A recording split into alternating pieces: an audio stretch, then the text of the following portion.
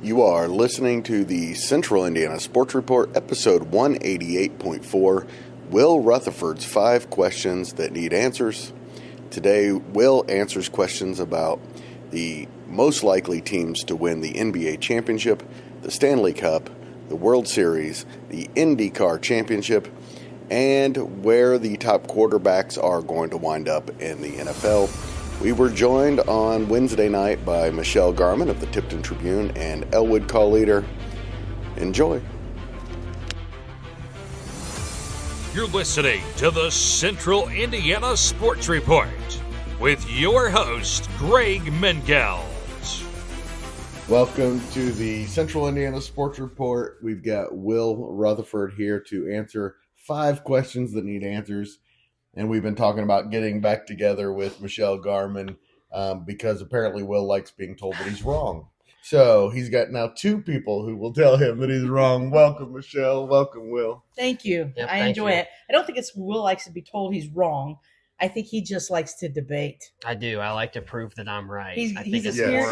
spirited debater, which is great. And we all 3 are. None of us are afraid of our own opinions. No, you're not. And we will be happy to share it with you, especially when it comes to sports. Man, last week's Will was on fire.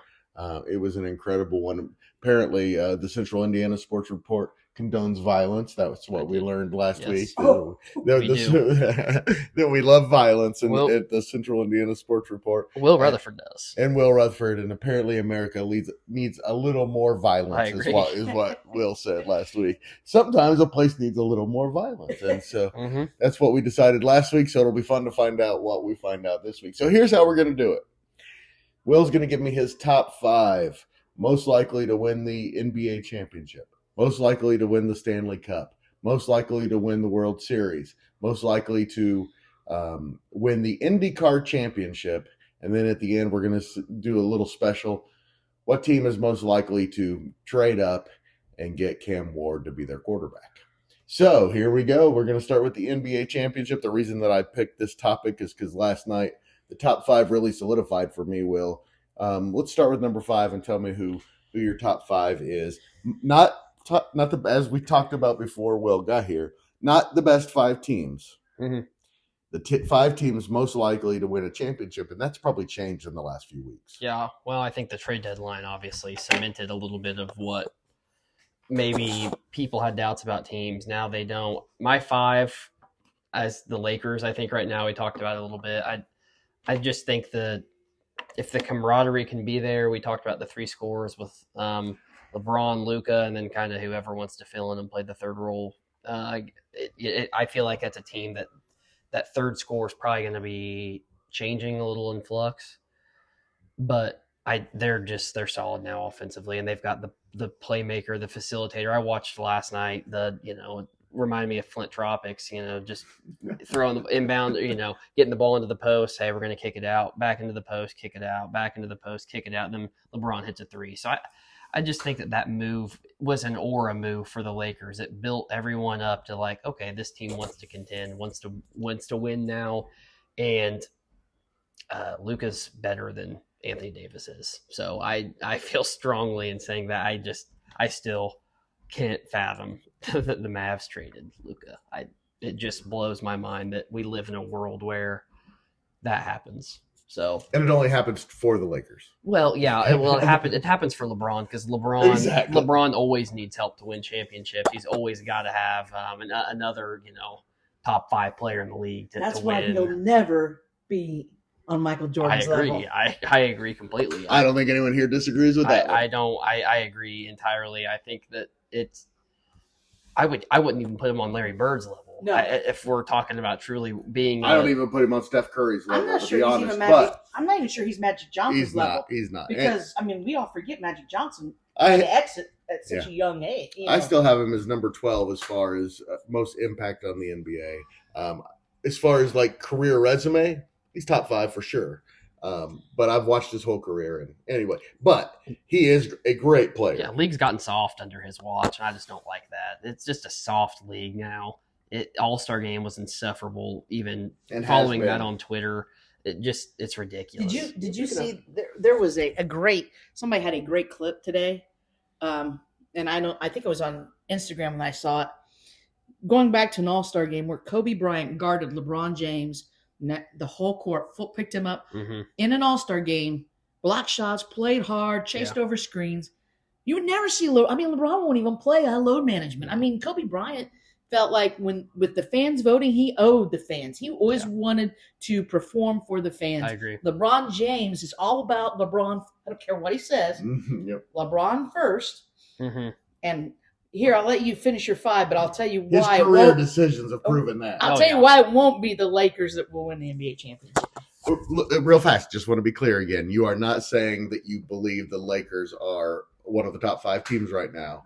I just think they will be. I think they will be. I think when you got 2 guys that good. I think they could be the 2 seed in the West, and I think I don't think they're going to win because of LeBron. I think they're going to win because Luka's just that talented with the ball. Luka took a more inferior team, in my opinion, with the Mavs to the NBA Finals last year, and I don't think that there's any reason to say he can't do that. But there's 2 alphas, and I don't know that Luka will be but I don't know that Luka, when it comes time playoffs, it's a different breed. If he'll step back like Dwayne Wade stepped back, and really LeBron can point to himself. That's one of the reasons when that trio got together, they didn't win as many NBA titles that first time, is because that was Dwayne Wade's team. But LeBron James has to be, wherever he goes, it has to be his team. He will not step back. I think Luka is kind of that alpha player. I think it's great right now, but I don't think you can necessarily have 2 alpha players like that, and that's why I don't think they'll win. I mean, I think that's a fair argument. However, we watched the Eagles, a team that was on an inch away from implosion for the last 14 weeks of the NFL season, somehow figure it out. And I think they can do it for a year. But it's easy. But it's easier. Football. Well, no, they can be on the list, but I just think the 2 alphas is why they won't. I think we both agree. Yeah, I don't think they're actually going to win the finals. Right. I think they can get there. This gives them a chance. And as much as we say 2 alphas, I do agree with Greg. I think their games complement each other better than we think. Because as much as LeBron does. The way that he portrays himself, maybe in the media and stuff, it is, he kind of always draws attention to himself. He can play a pass first. Yes, player. he can. He really can. I mean, he can sit on the wing and throw the rock around. And Luka's such an isolation, so skilled in isolation game. I don't know. I just think that the team It could work, and I guess we'll see. We'll see the experiment. I would say that this is. I mean, in his prime, I guess LeBron got prime Kyrie, but this might be the best player LeBron's ever had in his prime. The second, Wade is. I would put Wade. I don't know. Lucas really could. Yeah, but he's not where Wade was. What people forget is Wade was Luka is not a 2-way player. That's another reason I don't know that the Lakers will win, because he's not a 2-way player. Dwayne Wade was a 2-way player, and it's one of the reasons. That also worked. But I mean, and LeBron is not the defender he once was. No. Father Time is catching up to him. All right, Will, tell me your top 4, and then we'll discuss the top 5. I mean, I think 4, I'm gonna concede over to the Eastern Conference, and I'm gonna say the Pacers. I still wholeheartedly believe in that team. They've come out, they beat 2 teams that are. I'll be curious to see who you left off the top 4. That are top. That are top. I mean, they played the top 3 teams in the West, 3 of the 4, and they go 2-1. Maybe it's a homerism. I just saw the way they played in the playoffs. They're getting right at the right time. They've consistently stacked better weeks on top of each other into better months throughout the course of the season. And I still think that they are a 7-game series absolute matchup issue, because they can roll 10 off the bench and not drop off significantly from anyone. So for me, as far as, the Knicks have a couple injuries, all of a sudden we're not talking about the Knicks as a top 3 team. The Pacers have a couple injuries. I mean, all they got to do is survive. I mean, and they've got enough talent to do so. So I'm going to say Pacers 4. All right. And I hope you're right. Yeah, I love to be right. I would if there's one I'd love to be right on, it is that one. 3. Go ahead and give them, and then I'll talk after. So 3, I'm gonna say the Cavs. Maybe some people could argue it's a little low. They don't have the championship pedigree to me that the Celtics do, And so I'm still giving the Celtics an upper hand just in a 7-game series. And I think that Vegas would probably agree with me. I think that the Celtics would be a betting favorite in a 7-game series against the Cavs. I'm a big Cavs guy, and I agree with you. Regardless of home court advantage. So I'm going to say put them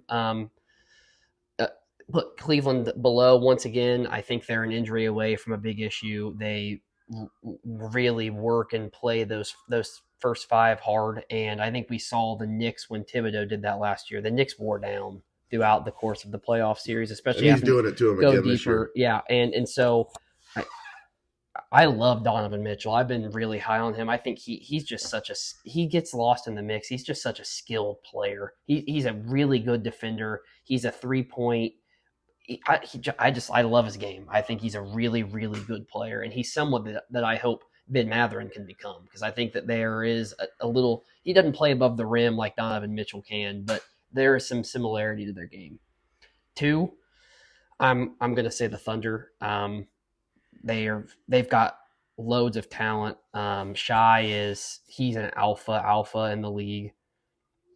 There's no reason they're the 1 seed in the West. I just don't know how the list can't not have them on it. They're outscoring teams by 12 a game. They're only giving up 105 points, so they're playing. I mean, I'm pretty sure they're the second best defensive team in the league as far as opponents' points per game, and that translates to playoff time when the scoring does drop a little bit.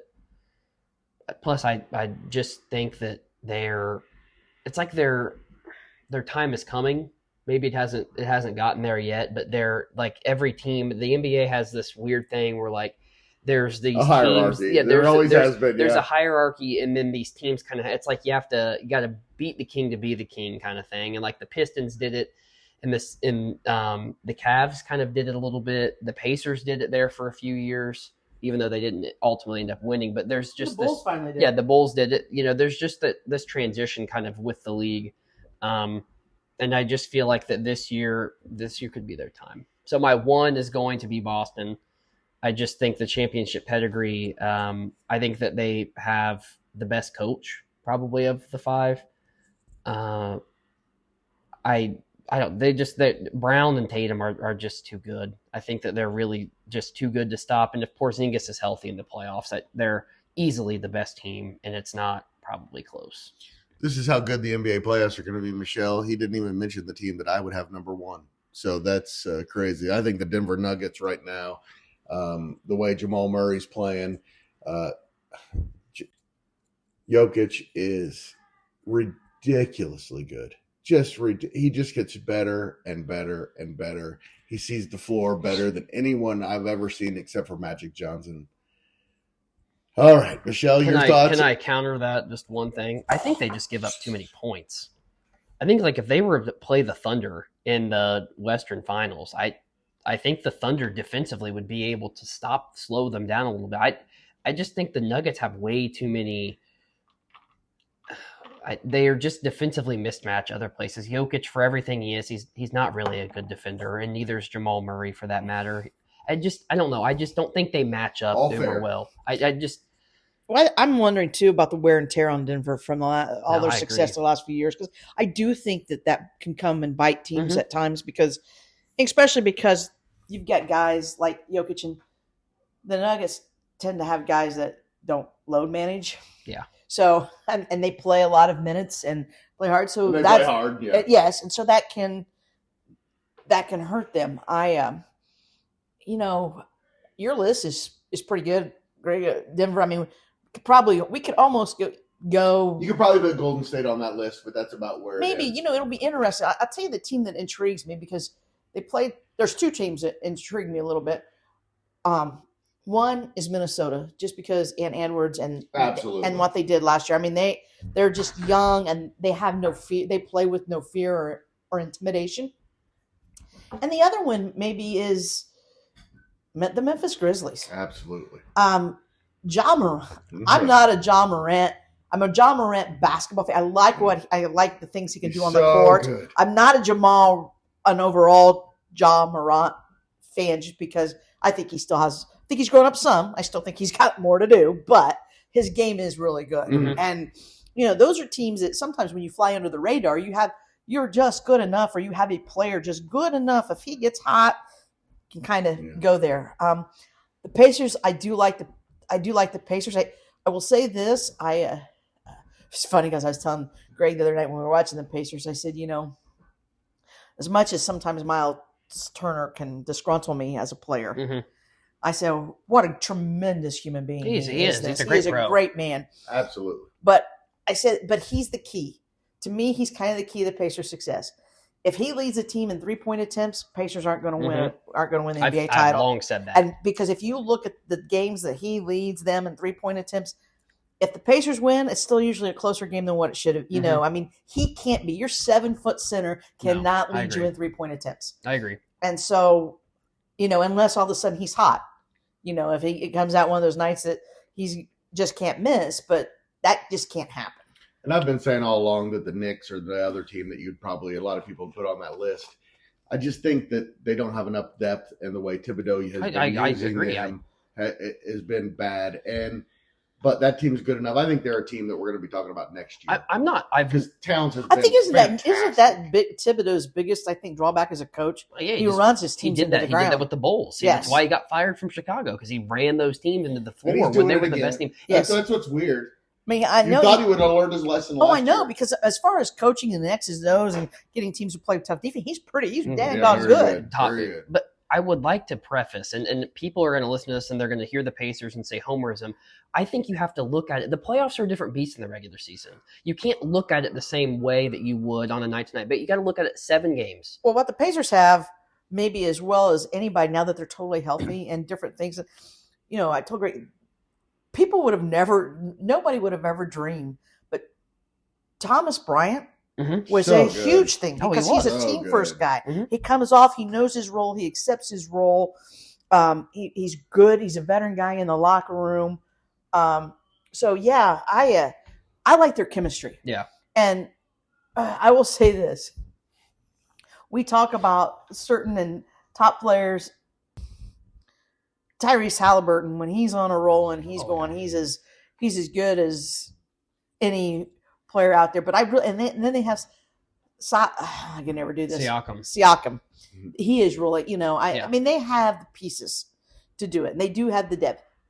Now, an injury, they might be able to survive the first round, second round, but there's certain players they can't lose to and survive and get to the final. That's true. Well, let's not talk about injuries with the Pacers, please. Right. No.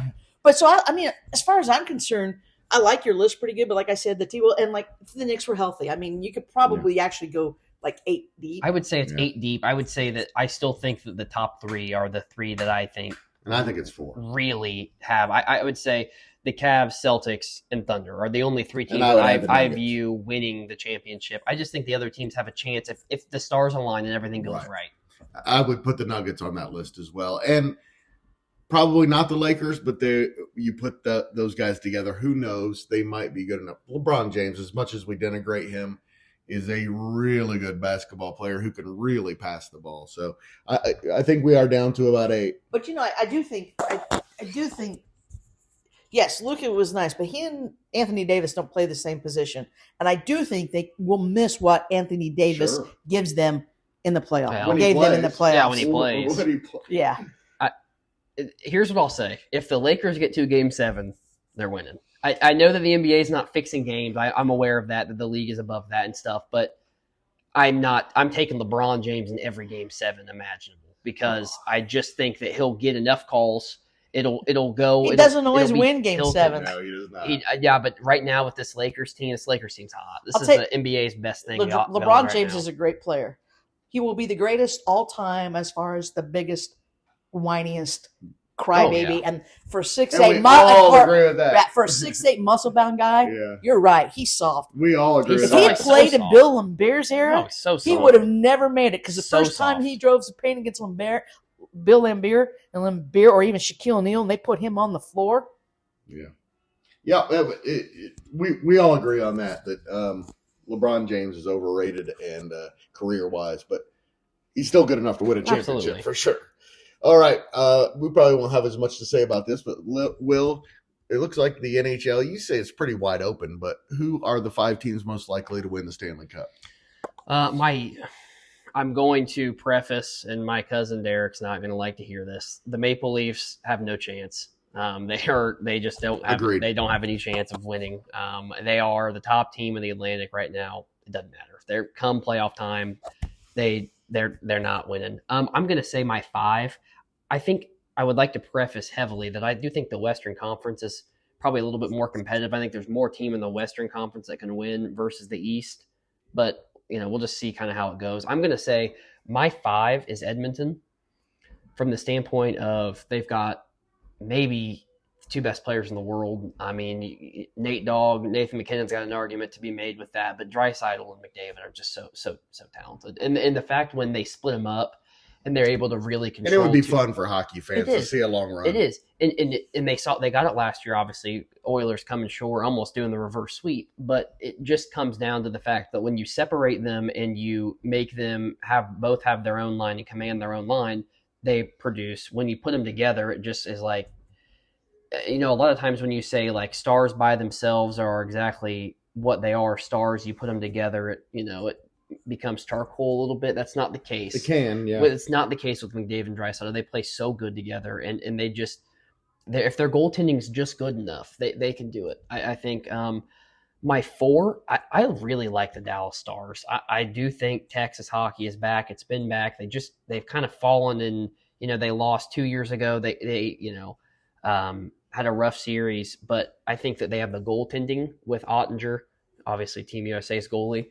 They have the blue line if Heiskanen can come back and be healthy. And Jason Robertson is criminally underrated and should have been on Team USA's Four Nations team. And I still think that Jamie Benn is an excellent captain and leader. I think that plays a huge role going down the playoffs as far as teams and in the leadership. And I just think they have enough talent. And they're going to they're the two seed in the Western Conference. Like, they're going to have a chance to get there. My 3, you're going to like this one, the Capitals. I've been down on them the whole year, and I'm turning around. I'm fixing my way from the standpoint of producer Susie is smiling in the control room right now. They just do not give up anything. That's Susie's in the offensive team, zone. They give up nothing.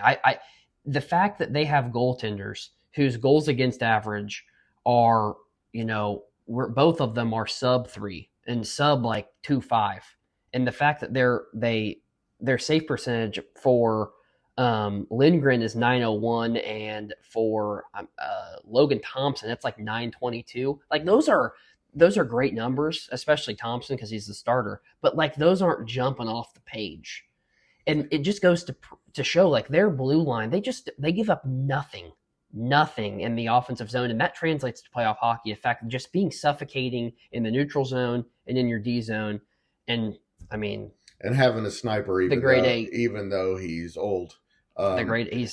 Having that one guy is always a plus in the playoffs. Yeah, they have no one on their team right now. I think maybe outside of Ovechkin at point per game pace, it doesn't matter. But when you don't give up goals, you don't have to score that many goals, and they're suffocating. So I'm going to put them at 3. My 2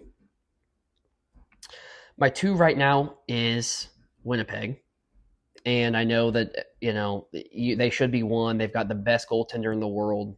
I'm really excited for the Olympics next year. As much as we give the Four Nations credit, guess what? It doesn't matter. Okay, that's a made-up tournament. The Olympics is not. And Team USA needs Connor Hellebuyck to be in goal for just our country and pride. And he's just outstanding. He's so much better than the field. He's the runaway Vezina winner. They have so much talent as far as Scheifele, Kyle Connor. They traded for Alex Iafallo, who has been a pivotal two-way player for them. I talked about it before the season even started. I said, watch it. It's a small, subtle move, but it's going to pay dividends for him. And sure enough, it has. And I think that's going to continue. They just have way too much talent. They're the 1 seed. When they're rocking, that's an excellent playoff atmosphere. That's a tough barn to go into and play with the whiteout. And they've got the goaltending. And if that goaltending wins championships, I don't care. It's maybe the most pivotal position to win of any sport in of the 4 major sports. If you have a bad goaltender on a good team, you're a bad team. And of course, number one, you just went and Florida saw Panthers. I was going to say the Chicago Blackhawks. Oh my God. Swamp hockey. You did just go. And I watch did. the I went Blackhawks. Sunday, and they are. Before I talk about Florida, the Blackhawks, something's got to change. Poor Connor Bedard. It's just you can see it in his face. He just looks like he killed his dog right in front of him. I mean, he looks sad all the time. He has no talent. The fact that Ryan Donato, if the Chicago Blackhawks trade Ryan Donato or do not trade Ryan Donato, who's having this career year, and everyone in Chicago Twitter has been saying, "Oh, we should keep him. This is the kind of player we need." No, dude's a scrub. Okay, guy should not be on the Blackhawks come next year. He needs to be traded for whatever Cracker Jacks and peanuts we can get him for. Send him shopping.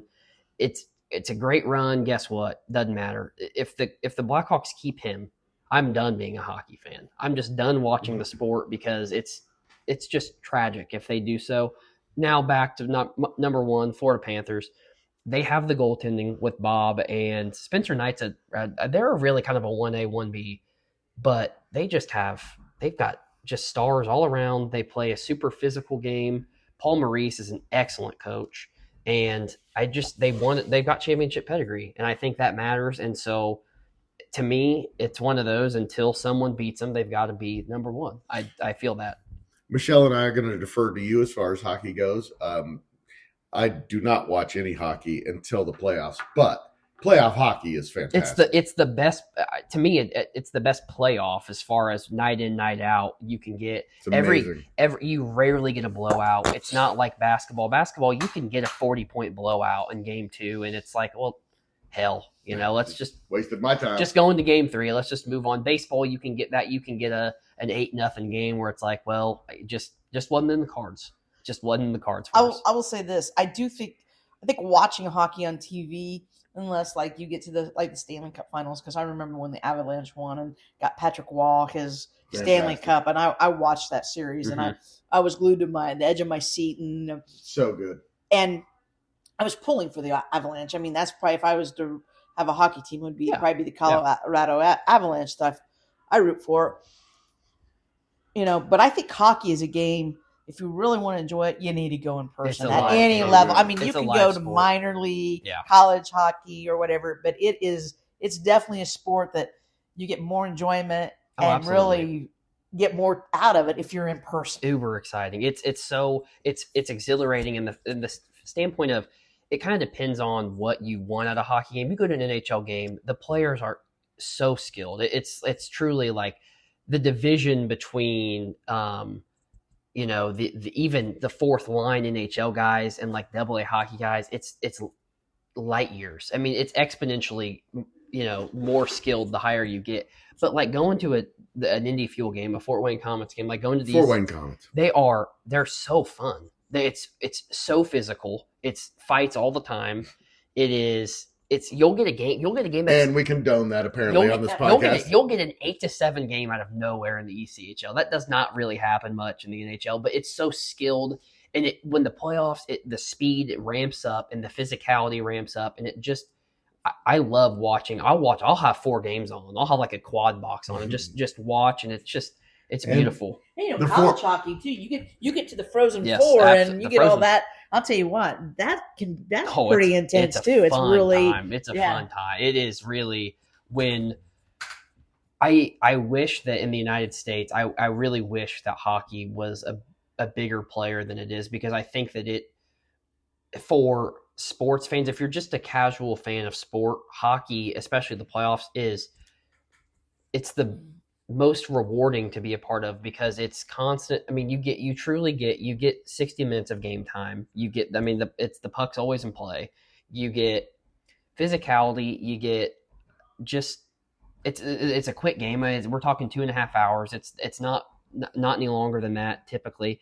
And you don't really have to know anything about it for it to be fun. Hey, and folks, there's no load management in hockey. Oh my God. There's no load management. Not even in their all-star game, none of that. There's no load management. If they doubled the season up, half the league would play 162 games. Now, I will say this. I think hockey could be bigger in the United States if the season wasn't so long. because it ends when, as baseball is, because it goes so long. Yeah. It really does. I mean, it battles football and it battles baseball. I don't know how much it really battles the NBA anymore as those ratings kind of tank. But the NFL and Major League Baseball, by it starting when it does and then ending, plus it battles college football in the fall too. I don't mind starting. I just don't think it should go till June. Well, I think that that's an issue that is, there's not always a ton. I don't always think there's a ton of urgency to get the series going.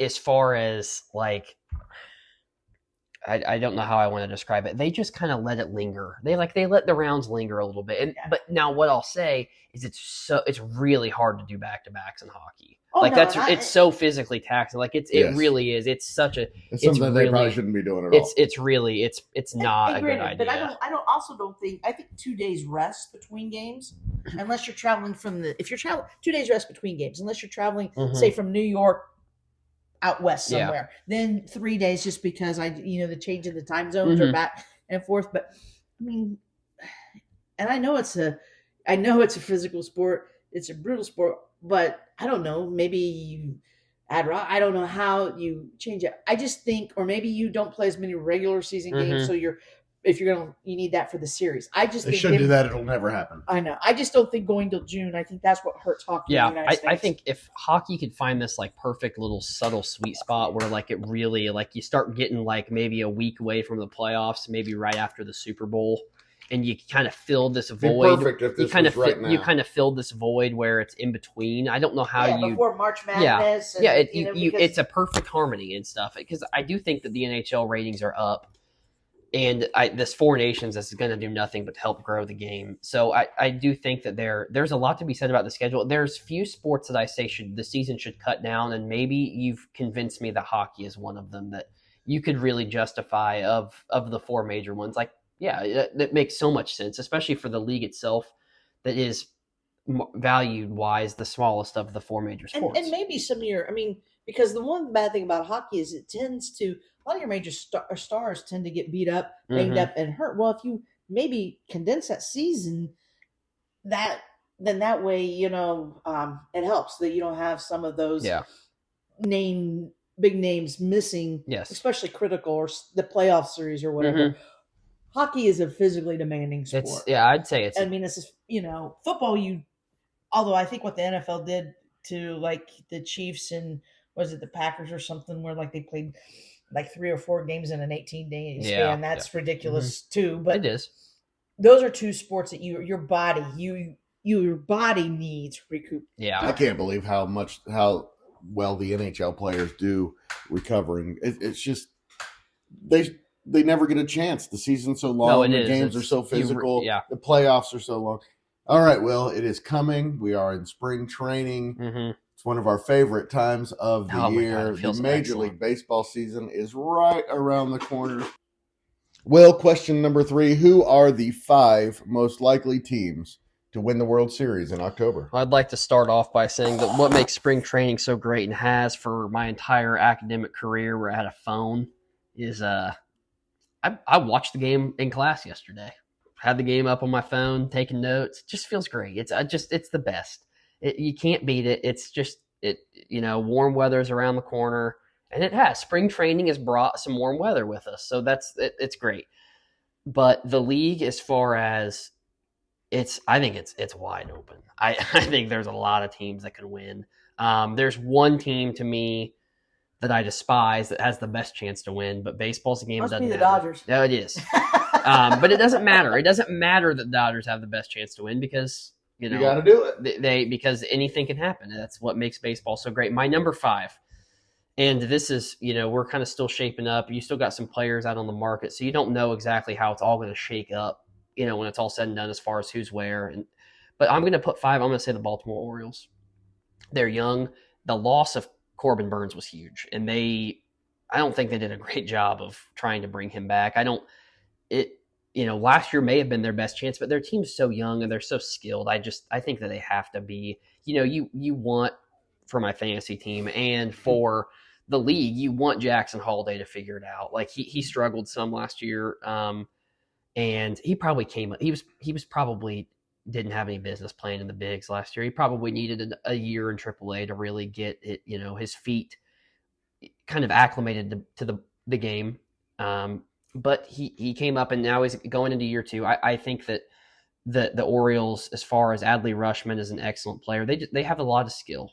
They have a lot of skill all around the diamond. They're young, a lot of big hitters too. Yeah, and I do think that Santander is going to that's a loss too. To lose a switch hitter like that. But I just think that you're going to see these young players continue to elevate to where that loss is going to be condensed down. Although that's a tough division between the Red Sox and the Yankees, and the Rays always seem to be, for whatever reason, competitive. They try not to be, but they fight against themselves. They fight against themselves to be competitive. So Orioles 3, my 4 Diamondbacks. They were a game out of the playoffs last year. They signed Corbin Burns. The team is young. Corbin Carroll had a down year, and they were still uber competitive. I think the loss of Christian Walker is going to hurt. He's a great first baseman. He's so good. That's a huge get for the Astros, and I see that really working out for him. That's just such a classic Astros move of kind of this player that, is so going back to their team, and then we're going to get him, and then he's going to be great. They're talking about a great hitter's ballpark. What is it now? Dakin Field, it should be Minute Maid Park. It shouldn't be. These stadium names, that's a whole nother conversation. They got to quit changing. It's ridiculous. But I just think the Diamondbacks are they're just good, and they're going to have an excellent pitching staff, and that's what it takes, especially in that division. Now, I say that as a caveat. I think they're the 4th best team, most likely to win it right now. They could finish 3rd in their division, and I wouldn't be surprised. So we'll just kind of see how. God, that division's so good. That division's so good. 3, the Padres, because that's just that good. They're that competitive. Tatis is so good, and Mike Schultz, an excellent manager. He doesn't get the credit, doesn't get talked about probably as much as he should. Although I do think he won Manager of the Year 1 year with the Cardinals. But my sister says that the Cardinals. My sister, huge Cardinals fan, still says that's the worst move they ever made, and then to stay that you get rid of Schultz like you did when he did, but yet you're satisfied with Marmol, who is satisfied with being average. I agree completely. I you will hear me.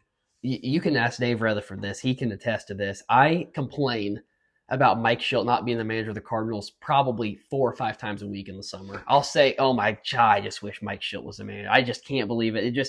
It just bothers the hell out of me, for lack of better words. It just and I told Dad, I said, "Watch, this is exactly what the Padres needed, because they just needed a manager that will lead them. They need a leader of men. They need a ball coach is what they need. They don't need some analytical geek guy who's wearing glasses and doing whatever Mike Schultz does. They don't need a Gabe Kapler. They don't need some cool hip manager. They need Mike Schultz. They need a ball coach, and that's what they got, and that's why that they have a chance to win the World Series." Number 2, I feel like I've talked about the National League a lot, but yeah.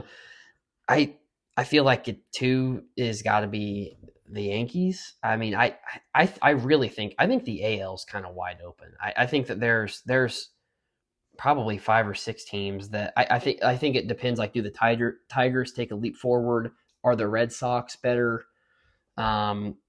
Twins, Royals. How does Cleveland figure it out? It seems like they're always there, and then they kind of just crap the bed in the playoffs. I'm proud of you for not saying Guardians. Yeah. We don't use that ugly word on this podcast. I think the Royals have a chance to take a leap forward. I just think that it's so.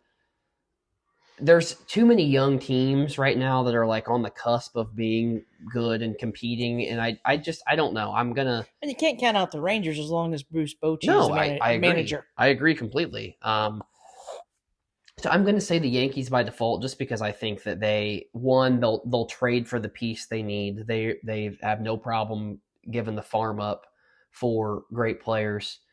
I think the Paul Goldschmidt signing is going to pay huge. One, because as a right-handed hitter, his power alley is right center.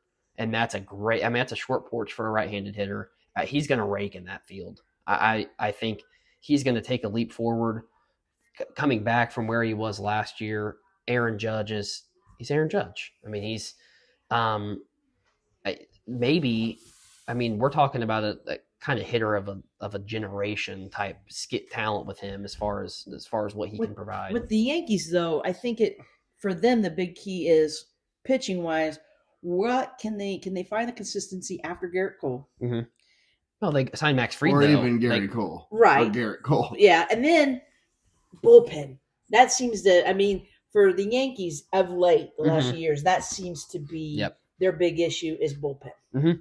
Absolutely. What I'll say is that the reason I guess I don't have faith because I don't like the Yankees, but where I feel confident that they'll do is if they find that's a weakness come the trade deadline, they'll go get the relief arm that they'll overspend for. They'll go get that fifth starter. That's a franchise that always puts the money on the table and puts the chips on the table. But they're not as committed as they used to be to that. I mean, maybe so, but I just think that they recognize this run that they had, and I think letting Soto walk was the right move. I don't think that what he was paid was worth. I hate that. I hate that move with Soto, and Don't get me wrong. I think people should be paid, but I also think there's ridiculous sums of money, and I think in some ways, you can destroy your sport. Especially if you continue to have signings like Soto, baseball is going to falter. Especially when you have a sport where you need 15 guys to be good. Paying one guy too much can just kill you. Yeah. Well, and I think, what I'll say, and I say this, and everybody said the Ohtani deal was ridiculous, but what I'd like, if you're talking about a top 10 pitcher, well, a top 10 pitcher in the market is going to command $300 million. And you get more with just a pitcher with Ohtani because you get but what I'm going to say is then you get the offensive Shohei Ohtani. Well, the offensive Shohei Ohtani, well, heck, he's worth $400 million on the open market. So I think that the price for Ohtani was spot on. And I think even if he doesn't throw another pitch his entire life, he's worth $700 million because he's that good. So number one's the Dodgers. It's the Dodgers. It has to be the best team money can buy. It's awesome when you don't have to call anyone up from AAA, when you're able to just call the other teams in the league up and get all your talent from them. I would love whatever they're doing, whatever, having the rest of the league be your farm system. That's awesome. Stage 22 just delivered cookies. It is time for a 5-minute break. We will be right back. We are back to tell Will Retherford why he's wrong, and I'll tell you exactly why you're wrong, Will Retherford, is you didn't have the Cincinnati Reds on your list at all, and this is their year. Hey, I was getting ready to say, but when you said that, I was going to say, hey, two dark horses. My dark horse three, I guess. My dark horse for World Series playoffs are the Cincinnati Reds. Dark horse for Manager of the Year, Terry Francona, because I think he's going to be wonderful for that young talent. Dark horse for MVP, Elly De La Cruz, because I think he's having a good spring so far, and I think Francona is the guy that's going to hone his game.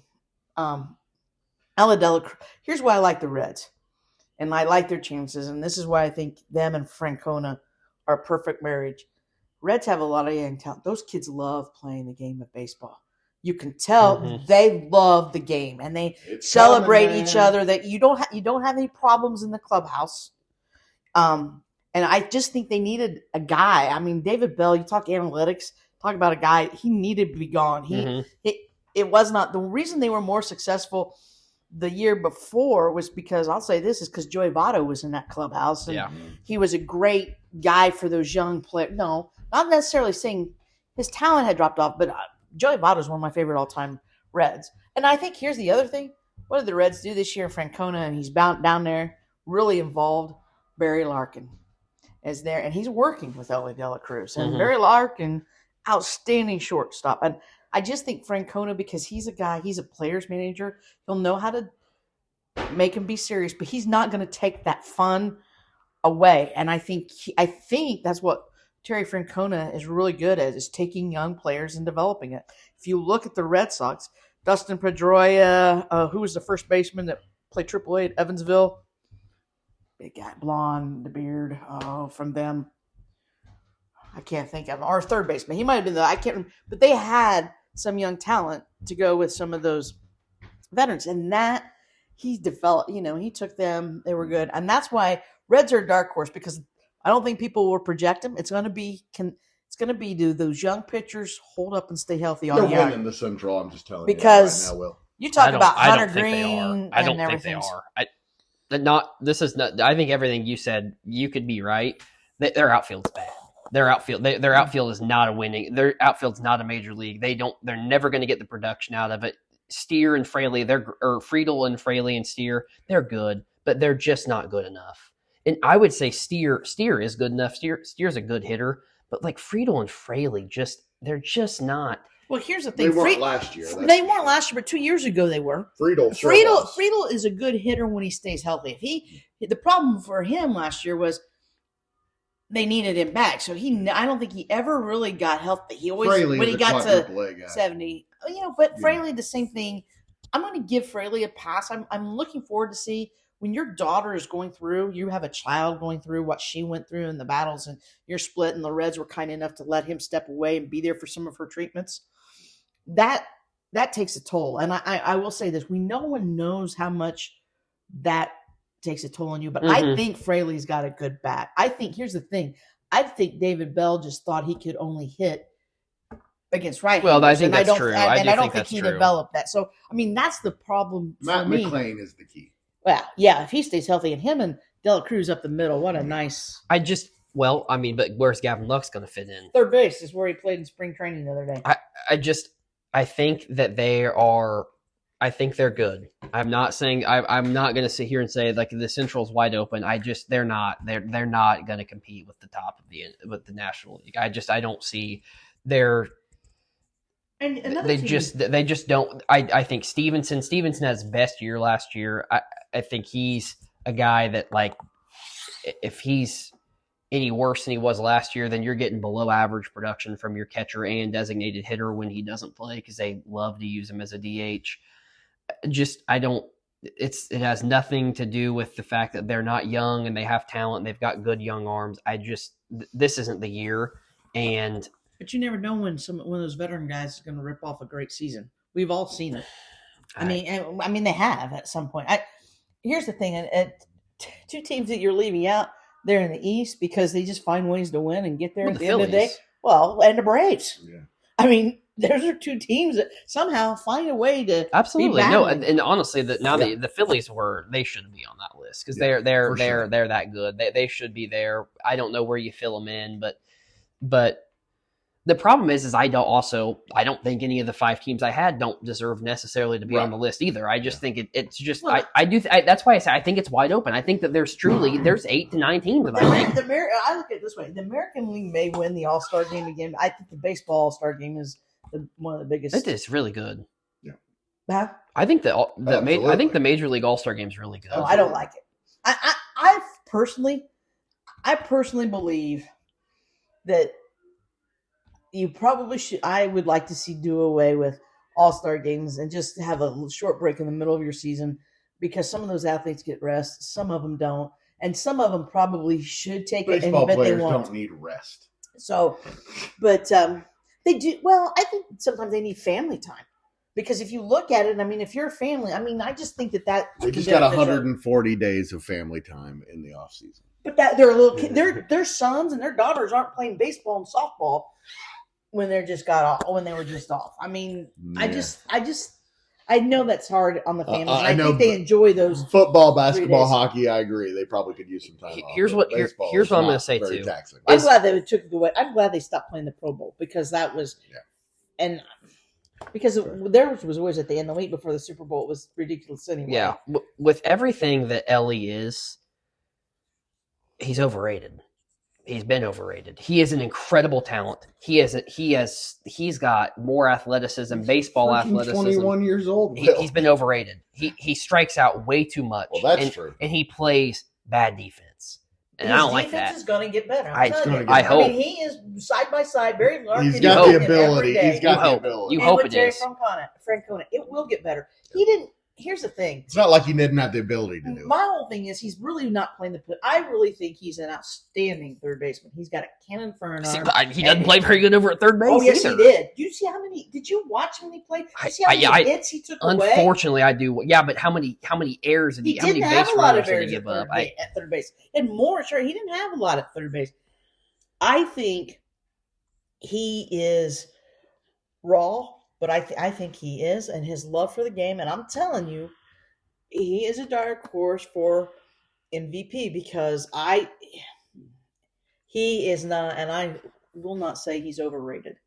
He's been overrated right now. He's not. He's been overrated. They prop him up because he's super exciting, but that doesn't mean he's not. No, he's not. He's a better shortstop than more than half the ones in the National League. He's a highlight guy. That's what he is. He's a highlight guy. I don't want my shortstop on the highlight reel. You know what I want my shortstop doing? I want him turning two, and I want him gunning guys out. Right? You can't see his arm. As long as when he doesn't have the best arm, he doesn't even have the best arm of a shortstop. Mason Wynn's arm clocked better at Ellie. Absolutely, got a cannon. I mean, he can throw. You ain't what?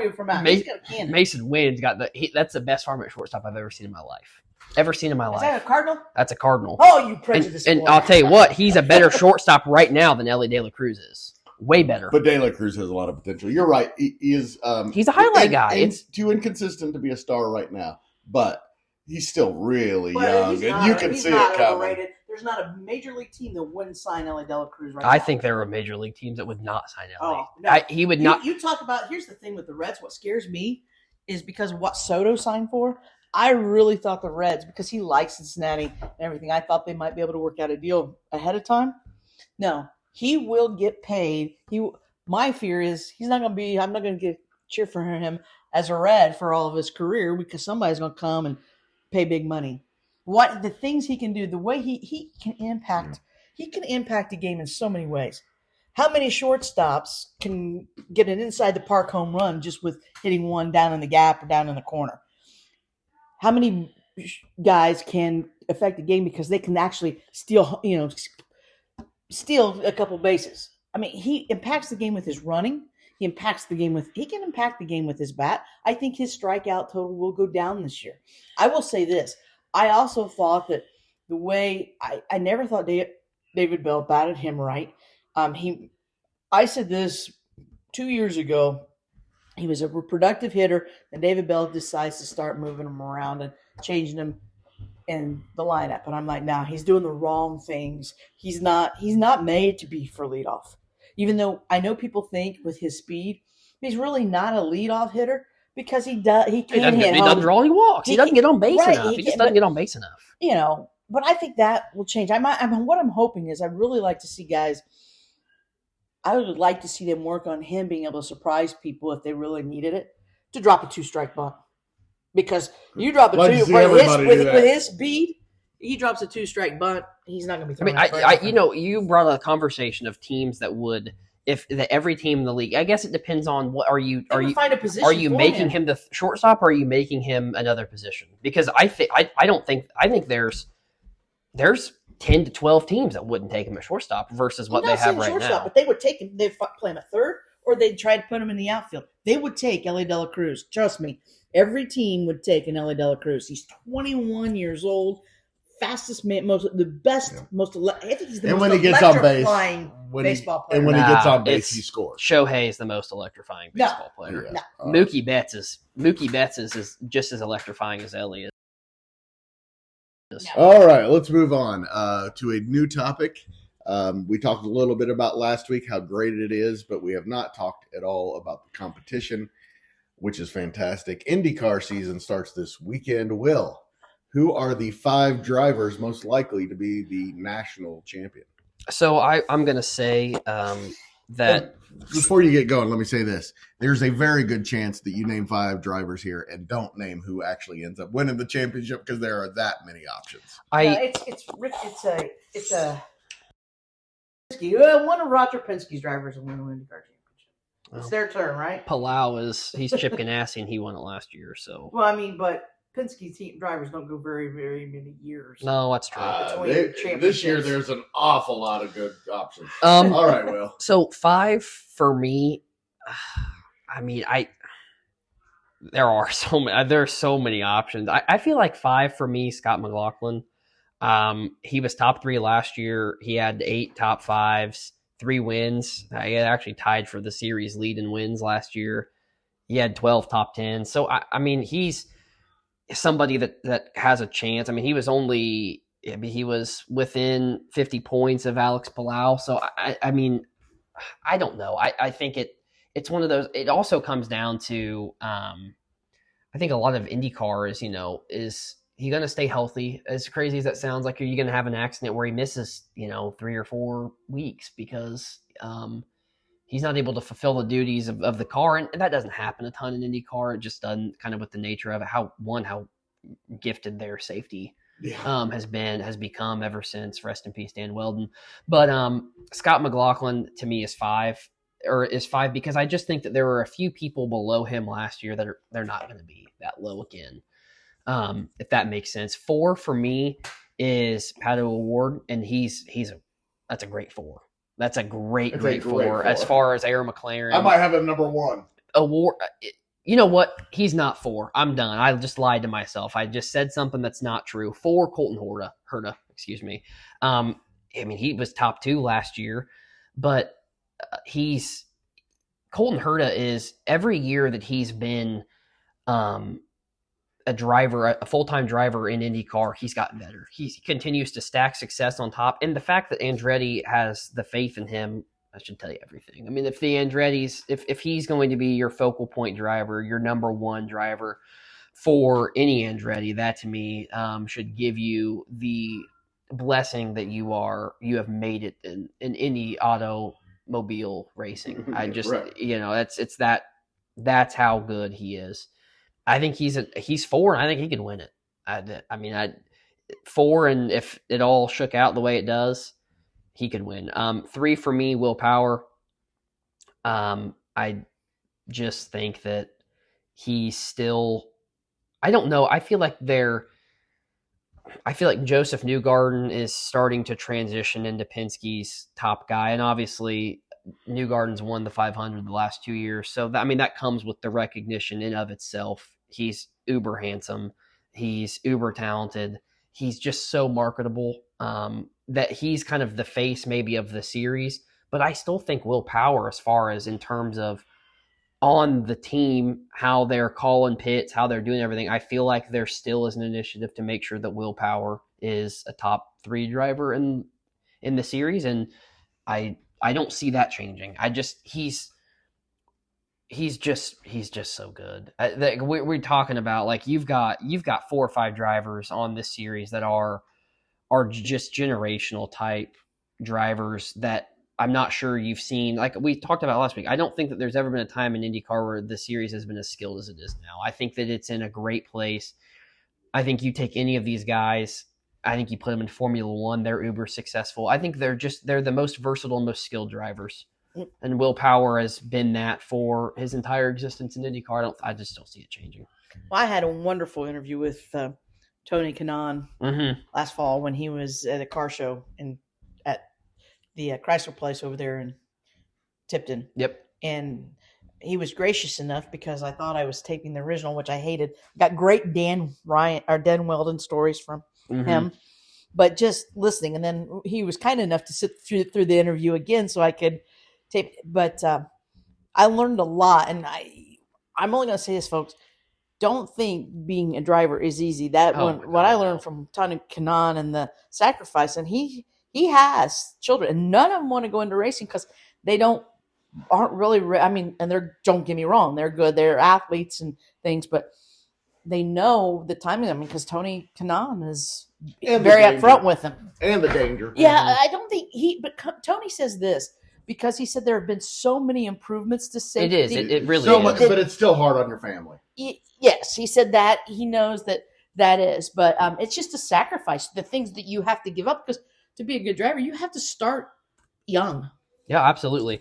And I mean, TK now, he is the, I believe, the principal of the IndyCar's division of Arrow McLaren, which is going to play a role. If you don't tell me that Tony Kanaa not joining your team, I wish that, I really wish that Arrow McLaren would get more advanced in IndyCar. I mean, they are like ever since Fernando Alonso ran in the 500 for the first time.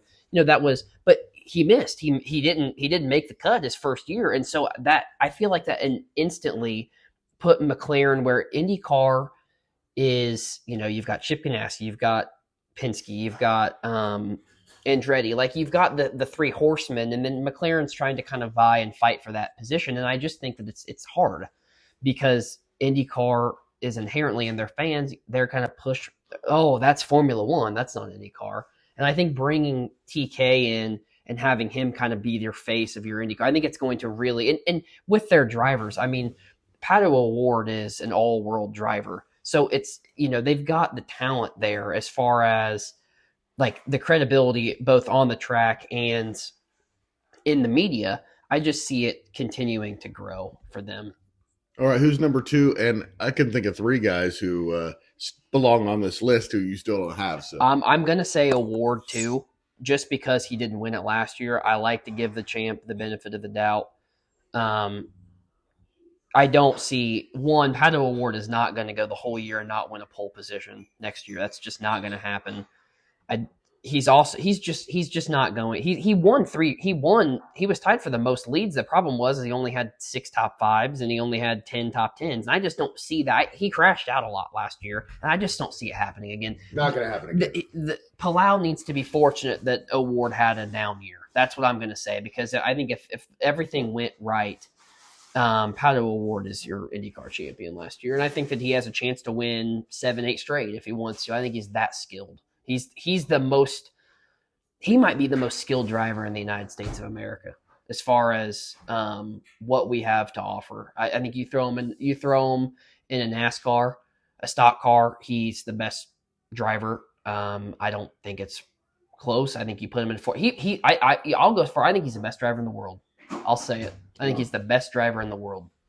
All right, so Palou number 1. Palou 1, just because he was the champ last year, and so no Scott Dixon, no Alexander Rossi. That's how good this season's going to be. I think the thing is that you've got Paolo and Dixon competing against each. I mean, they're both Chip Ganassi drivers. You can't have both of them win, and I think that there is just this transition from.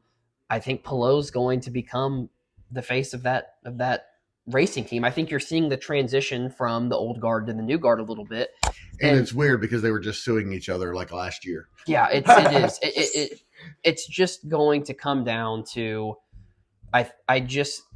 Scott Dixon's the best driver of this generation that we've seen. He's really an all-time great as far as IndyCar.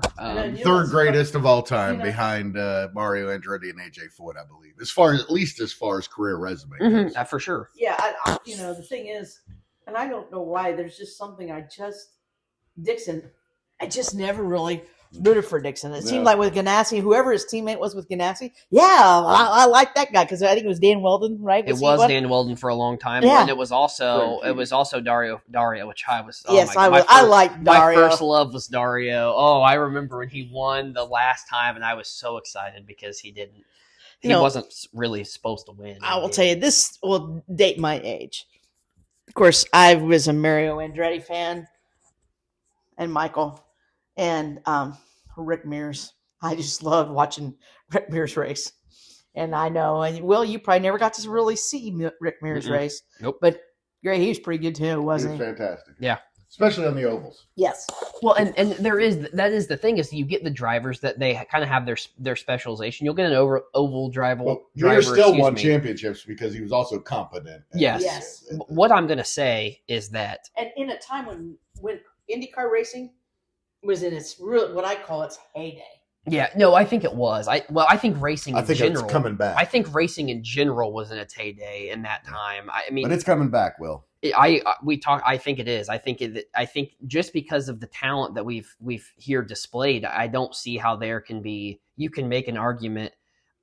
I hate to, I know that we don't, on this podcast, we don't like to cross compare generations because it's not really fair to do. But you could take the top 10 drivers and throw them into the 80s and 90s, and they're the best drivers. They're the best drivers. Right, competitive right with them. This is the big difference too is those guys, the race car drivers today, because of the advances in technology and stuff of equipment. I mean, they've just on it a little bit more. Those guys, I think what makes Mears and those guys so exciting is they wanted to run 230, 240. They wanted those fast laps. And, and not saying that the drivers don't today, of course, they saw them when the safety, that's why I think, racing has gotten a little bit safer. Tony TK is one of the reasons why too, because he sat on some of those committees and we, talked about that. Because there is a danger. Things are just a little bit more safety conscious. But no, I think you're right. Each generation, I enjoy watching IndyCar more now than I think I did 5 or 6 years ago. The worst thing that happened to it was when they split. When I think it ended up making it really good. I do too. I do think it ended up paying off in the end, in the long run, to get to where we are now. Exactly. I think that if you would have looked back maybe 20 years ago, you would have felt Cart was stuck on a certain way, and they were wrong. Right, and it really helped the formula. And now we're almost in a perfect world of IndyCar. But the split happened. A lot of it happened over the 500, which I hated because. Now Roger Penske owns it. He wanted positions secured in the starting field. That's not what made the 500 great. No, and it's never. And it never has. No. And that's why I hated, because that was part of the reason of the split, because he had a driver. Was it Alonso? He had 1 or 2 drivers, not me, and they didn't have a good product that year. They didn't make the field at the Indy 500, and he couldn't. He just said that was so wrong. And I'm sitting there thinking, no, it's right. That's what makes the 500 the greatest spectacle in racing. Absolutely. I couldn't agree. My aunt and uncle they live down in Orlando. And I think that they were talking about going over to St. Pete to watch the race this week. It is better now. It's fantastic. It is getting better now. And the competition level is so high. It's so skilled. It's just so skilled. And every week you never know who it's going to be and which team is going to. The exact opposite of Formula One. When they roll the cars out, you know who's going to win. I hate Formula One. The fact that Formula One ever gained traction is the biggest travesty to IndyCar, really, that there's ever been. It used to be great, comparable. Though, Will. One thing I want to say is Alexander Rossi to Ed Carpenter is going to be very interesting. The Carpenter team keeps getting better and better and better, and we'll see. I think that's a really good combination. I think Rossi's going to be very refocused on being at the top with race to race. I think championship though probably not. Rossi's problem, and I don't want to ever speak ill on any of these drivers, but part of Rossi's problem is he reached the pinnacle his first time. And so when you win the 500 as a rookie and you win it your first time you ever ran it, well, how does that affect your mental after? Like it's one of those where you get some of these drivers. I mean, you're talking 14, 15 years before they. Yeah, Joseph Newgarden was. It's just like NASCAR with Dale Earnhardt. How many times to Daytona? I mean, you just think about that. I mean, some of the greatest drivers sometimes don't. Mario. It takes years, and Mario never won. Or no, he did win the final one. You just don't. You can't. It's hard to achieve. And I'm going to guess. Mario Andretti would have probably said, because he won it in 69, so he was relatively young racer at that time, right? Yes, he was. He probably would have said. This is his 5th 500. Yeah, he probably would have said, for all the bad luck I had after, I would have rather not won early and, and won 4 or 5 in my hand when I was so strong and then got snake bit at the end.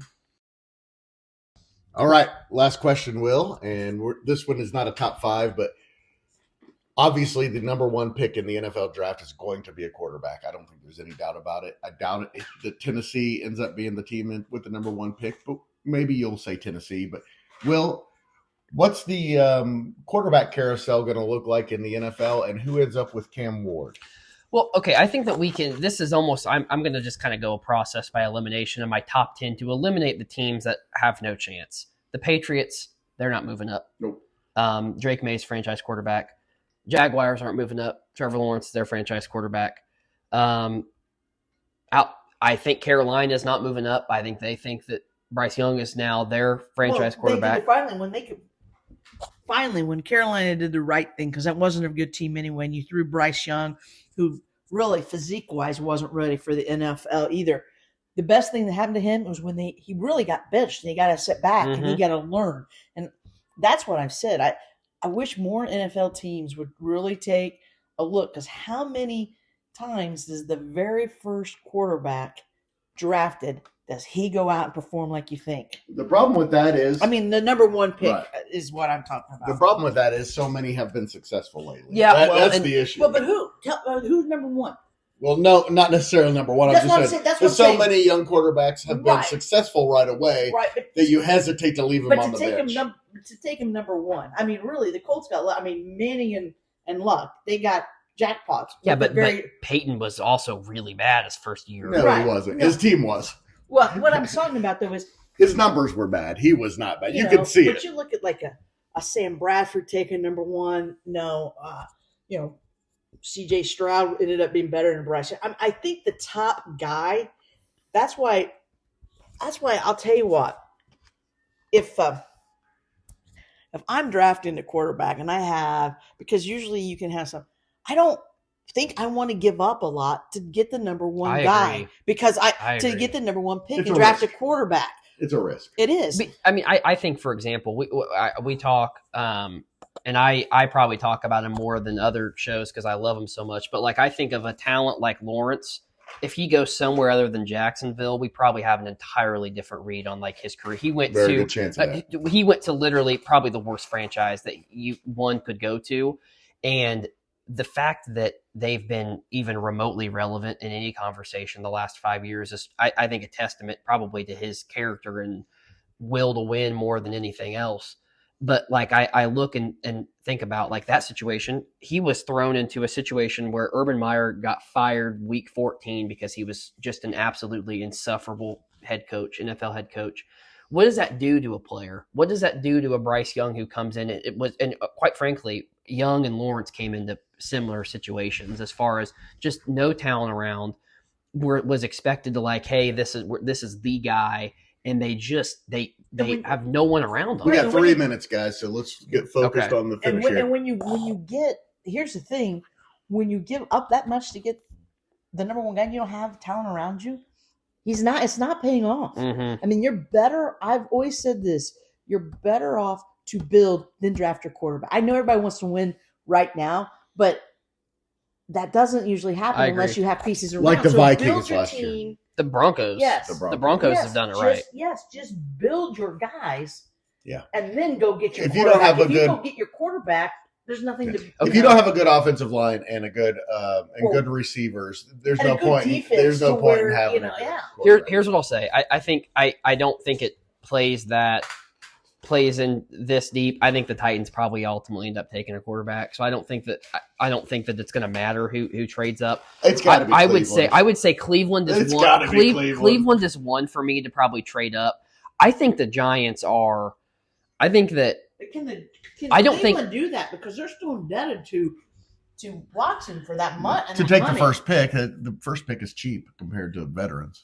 They're to trade up to give up. What I'm saying is, you want to give that, but they don't have to go very far. They're not on the hook. They're not on the hook anymore to Houston. So all their picks are theirs now. They can kind of do with what they choose. Right, but they're on the hook for an outrageous sum of money to Deshaun Watson. Yeah, but only for one more. I don't think that the Giants aren't going to do it because Daboll doesn't have the time to hope a rookie quarterback's good. They're going to end up trading or signing a guy that can come in and be the guy right away. So I'm going to cut them. Go to the Giants and be the biggest mess in NFL history. The Raiders, I would say that they probably. I don't see that's not a Pete Carroll move. I don't think it's a Tom Brady move either. So I guess I'm going to kind of eliminate them. Especially because there's another guy there in Sanders who has potential to be a really good one. I don't want him in my locker room. The Jets, I don't know. I think this is a Jets move. I think this is a really tough. Honest to God, I don't see anyone. I don't see anyone trading up. I don't think that there's anyone in this draft field. So do you think there's a chance the number one pick is a linebacker or? I think Abdul Carter probably. If I was to bet a non-quarterback, I would say Abdul Carter is who I would say the Titans are going to take if they don't. If NFL teams were smart, they would.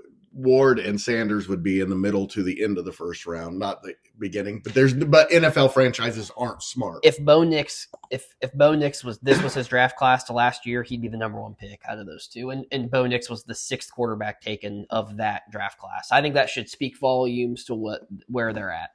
I just don't think it's happening. I don't think anyone's trading up for these guys. I just don't know, and I don't think they should, because I think. I don't think it's going to trade like that to take one of those guys unless you're really good and you have everything and you just think he's the guy. But still, he's got to learn. And it's not going to be Sanders for me. And here's why: because the guy, he's got to understand he's not the top man on campus, and he's never been coached by anybody other than his dad. Mm-hmm. So how is that? That to me, that's kind of a little, not a red flag, but a little thing thinking, But the potential is so big with him. Right, but if you can control, he's a guy that's already entitled. He doesn't need the money.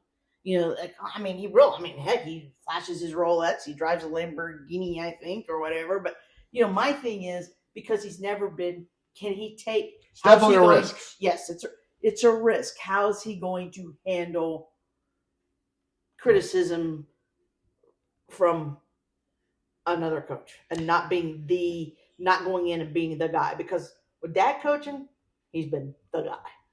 Yeah, I don't see it. I just don't see it happening. All right, real fast, we got 1 minute. Where do the other quarterbacks wind up? Who? Darnold to the Giants. I think Darnold. Rodgers. I think I don't know. This whole Matt Stafford saga is weird. I don't even know. I think that the Raiders and the Giants are probably in play for Darnold. I'd say Rodgers is probably in play to.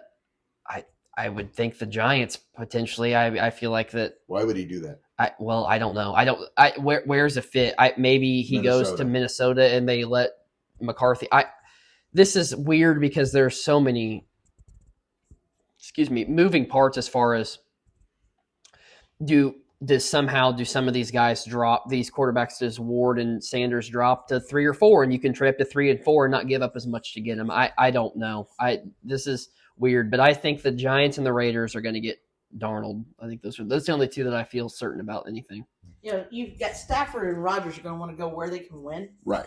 And I'm not so sure Rodgers will be picked up because I don't know that anybody will think he's worth what his asking price is going to be. All right, Will, Michelle, thank you so much for your time. This has been a lot of fun. Mm-hmm. Let's do it again. Let's do it more often. Yes. Thank you so much to Will and Michelle. It's always a lot of fun when those two get together. None of us is afraid of our own opinion and are more than willing to share it. So that is so much fun. And thank you for listening. Please go like, subscribe, or follow us. SoundCloud, Spotify, Apple, Amazon, or YouTube so you don't miss a single segment. And please help us out by telling a friend. We always appreciate it.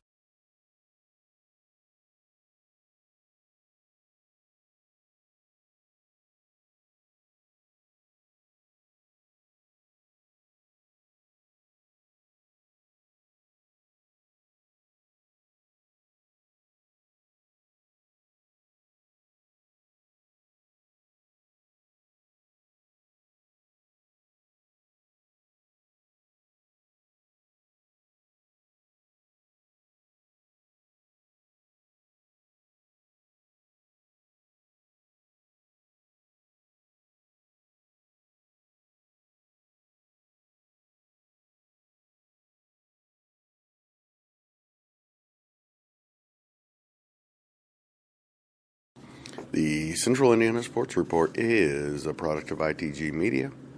I love Susie.